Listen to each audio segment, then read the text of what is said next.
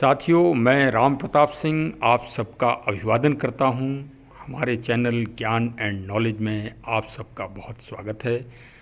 आज का शीर्षक है मैं अटल हूं।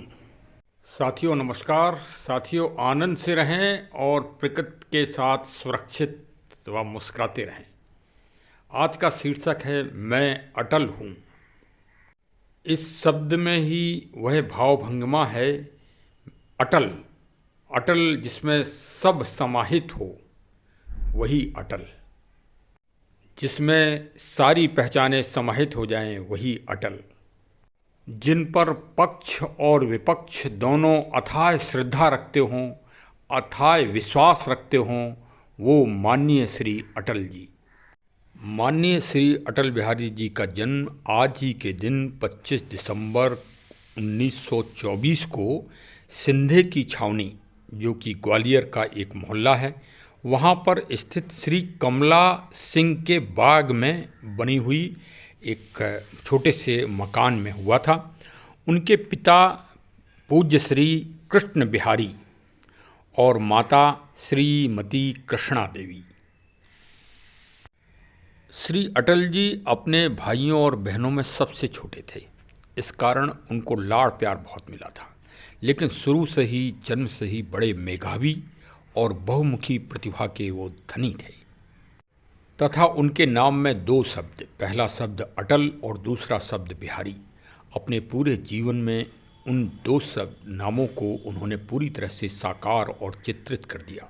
एक तरफ तो वो जहाँ अटल रहे पूरी अपने हर गतिविधियों में, वहीं बिहारी, बिहार करना उनको बहुत पसंद था। कभी वो स्थिर नहीं रहे, हमेशा चलायमान रहे। और उनकी चलायमान गति की ही सोच है कि आज भारत का बदलता हुआ रूप है। जो आप भारत के चकाचौंध वाले नेशनल हाईवे पूरे भारत में आप देख रहे हैं, ये माननीय श्री अटल बिहारी जी की सोच की ही परिणति है। आज पूरा भारत का एक एक नागरिक जब हाईवे पर चलता है तो प्रफुल्लित होता है। इसी तरह उनका पूरा जीवन, श्री अटल जी की पूरी सोच, उनकी विचार शैली इसी तरह प्रफुल्लित थी। उनसे जो पक्ष का, जो विपक्ष का जो भी मिला, वो हमेशा प्रफुल्लित हुआ। क्योंकि मैं पुलिस विभाग में लखनऊ में ही कार्यरत था, इसलिए माननीय श्री अटल जी को मैंने काफ़ी नज़दीक से देखा था और संपर्क भी किया था। मैंने कई बार श्री अटल जी को बहुत नज़दीक से देखा है। उनके व्यक्तित्व को पहचानने का मैंने छोटा सा प्रयास किया है। वो मंत्र मुग्ध करने वाला उनका व्यक्तित्व था।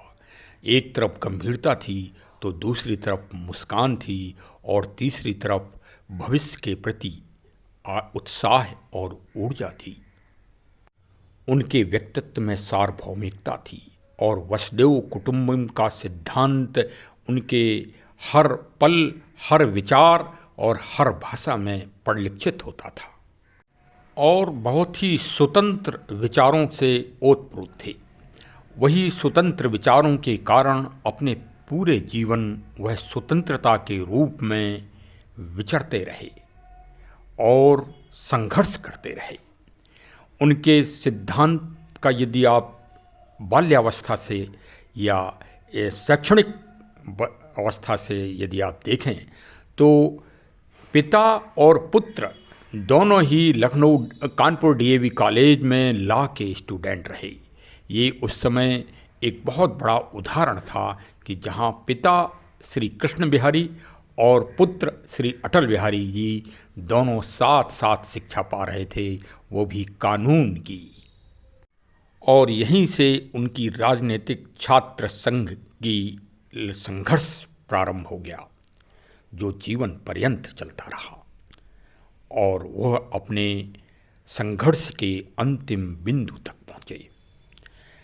सन 1942 में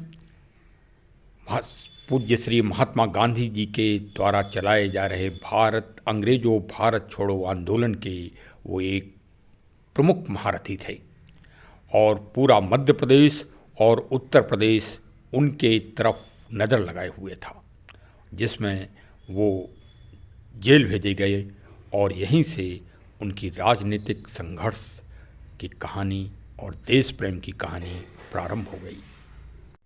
देश 1947 में स्वतंत्र हुआ था। नई नई विचारधाराएं पूरे देश में चल रही थीं। कांग्रेस का एकाधिपत्य था पूरी राजनीतिक समीकरणों में, वह बहुमुखी रूप से पूरे देश में स्थापित थी।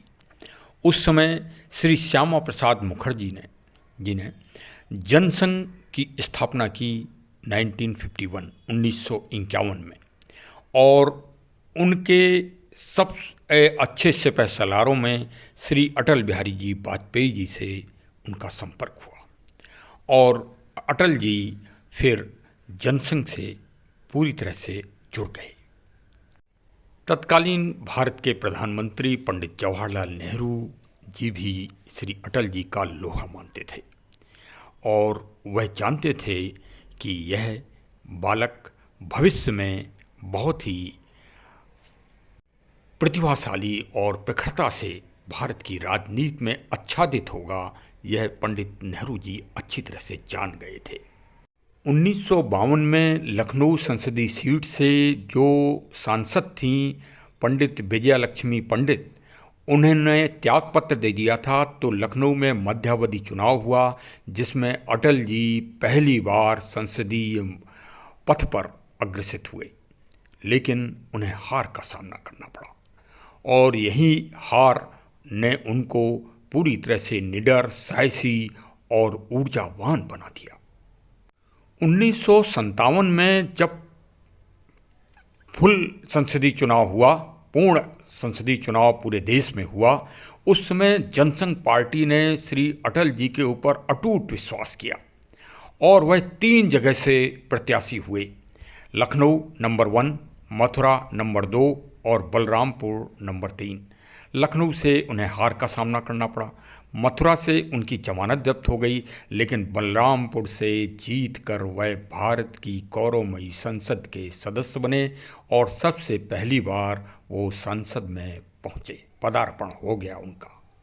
और यहीं से एक ध्रुव नक्षत्र के रूप में उनकी राजनीतिक यात्रा प्रारंभ हो गई। साथ में यहीं से जनसंघ पार्टी का संगठन और गठन उनके इर्द गिर्द ही घूमने लगा।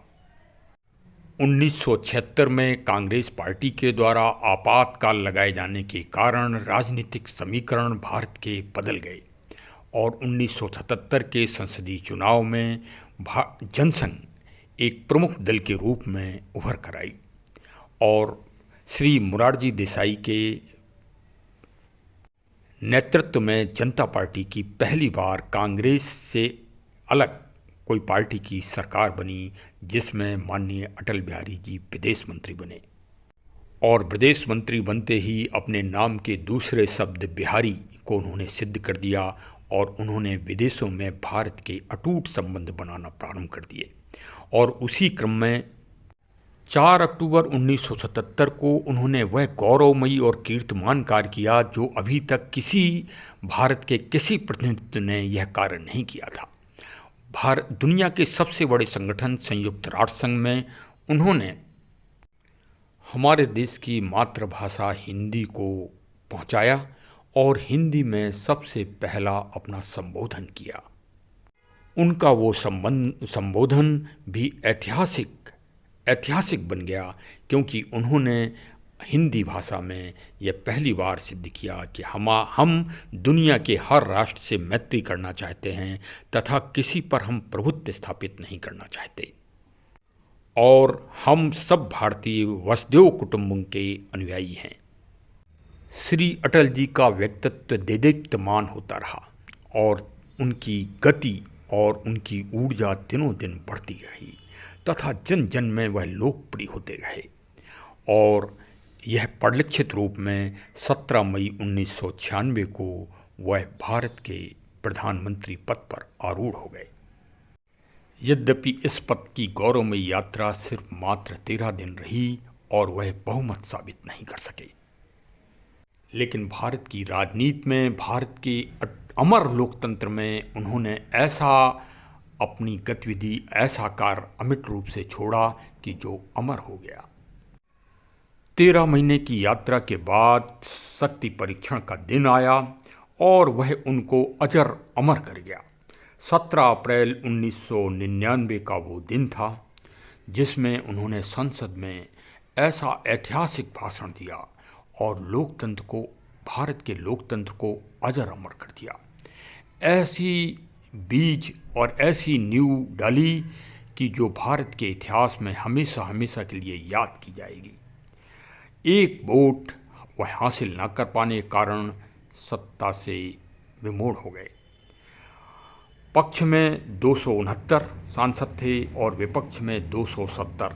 एक वोट से उनको हार का सामना करना पड़ा, लेकिन हार ही उनको और मजबूत बना गई और उनकी यात्रा अविरल रूप से गतिमान रही।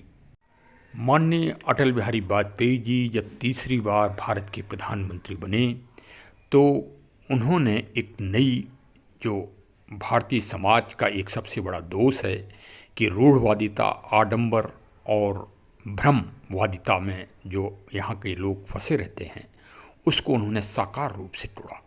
किसी ने परिहास स्वरूप उनसे कह दिया कि आपको 13 का अंक सूट नहीं करता, आपकी पहली सरकार 13 दिन चली और दूसरी सरकार में भी 13 का विशेष योगदान रहा।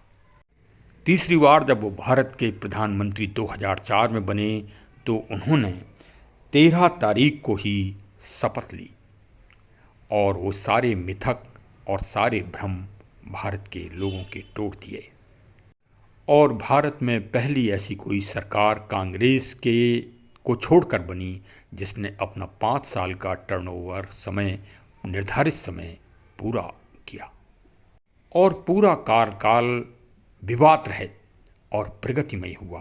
वही प्रगति आज आप परिलक्षित रूप से पूरे देश में देख रहे हैं, जो अटल जी का सपना साकार हो रहा है। सबसे बड़ा दूसरा प्रेरणात्मक कार्य अटल जी का यह है कि उन्होंने अपने पूज्य पिता जी का सबसे बड़ा गुण, क्योंकि उनके पूज्य पिता ग्वालियर स्टेट में टीचर थे एक स्कूल में, और वो कविता और साहित्य के बहुत ही गुणी व्यक्तित्व के मालिक थे।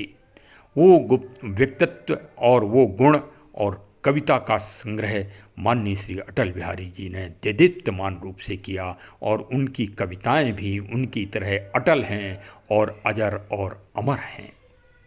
जो उनकी कविताओं का सार लेकर आजकल के राजनीतिक और बुद्धिजीवी लोग उनको आगे बढ़ाते रहते हैं, यह बात सत्य है। शायद माननीय अटल जी, जो तीसरा गुण था वो भी मैं आपको बता दूं कि शायद कमला सिंह जी के बाग में पैदा हुए थे, इसलिए उनको प्रकृति और पेड़ और पर्यावरण से भी असीम स्नेह था। उन्होंने भारत की नदियों और के विस्तार और भारत की नदियों को स्वच्छ करने के लिए एक बहुत बड़ा अभियान चलाया। उनके कार्यकाल में कई अभयारण्य भारत में बनाए गए, कई सेंचुरी बनाई गई और जंगलों का भी, अरण्य का भी विकास हुआ।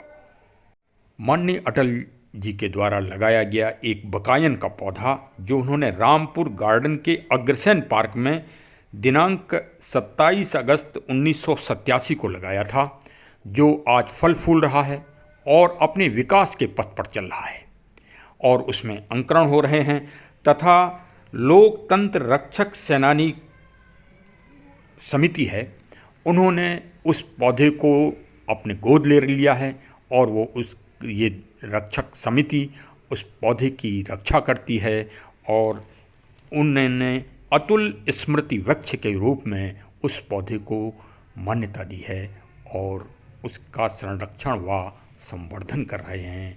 अवश्य ही भारत सरकार को उस पेड़ को सुरक्षित रखना चाहिए और उसकी पूरी व्यवस्था करना चाहिए। साथ ही श्री अटल जी के मूल गांव बटेश्वर में उनका जो पैतृक मकान है वो जीर्ण शीर्ण की स्थिति में है। भारत सरकार और राज्य सरकारों को चाहिए कि दोनों जगह, ग्वालियर में सिंधे जी की छावनी में और बटेश्वर जी में, जो भगवान शिव जी के लिए विशाल और प्रमुखता से वो देदीप्यमान स्थान है, वहाँ पर उनके स्मृति भवन को एक राष्ट्रीय धरोहर के रूप में अंगीकृत करें और वहाँ जीर्णोद्धार करवाएं। श्री अटल जी को अगर हम एक पार्टी से या एक दल से या एक संस्था से अगर जोड़ कर देखते हैं तो हम उनके व्यक्तित्व को, उनकी विशालता को, उनकी अटलता को हम जीर्ण और शीर्ण कर देते हैं और संकीर्ण कर देंगे। इसलिए भारत सरकार को आज उनके जन्मदिन से ही उस पर ध्यान देना चाहिए और वहाँ राष्ट्रीय स्मारक ऐसा कोई स्थान अवश्य बनाना चाहिए, जिससे उनके सिद्धांत, उनकी विचारधारा उन सभी जन जन में परिलक्षित हो और देश एक नए स्वरूप में, अटल स्वरूप में जीवंत हो। अटल जी की गौरव गाथा जितनी गाई जाए उतना ही कम है। वो एक ध्रुव नक्षत्र के रूप में भारत में आए और अपनी यात्रा को पूर्ण कर गए। चलिए हम सब उनके विचारों और सिद्धांतों पर चलते हैं। अंत में हमारे चैनल से अवश्य जुड़िए।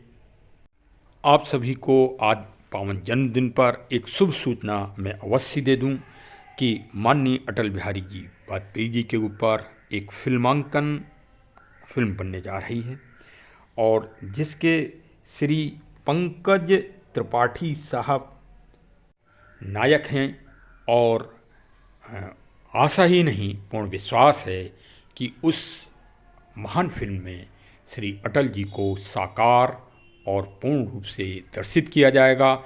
मेरा डायरेक्टर महोदय से और अन्य सभी फिल्मांकन लोगों से, महानुभावों से निवेदन है कि रामपुर में लगाए गए श्री अटल जी के वृक्ष को उस फिल्म में जरूर ही दर्शाया जाए, जिससे प्रकृति, पर्यावरण और संरक्षण में अटल जी का जो महान योगदान रहा वो सारगर्भित हो सके और जन जन में फैल सके। यद्यपि भारत सरकार ने श्री माननीय अटल बिहारी जी को भारत रत्न से अलंकृत किया है, लेकिन वो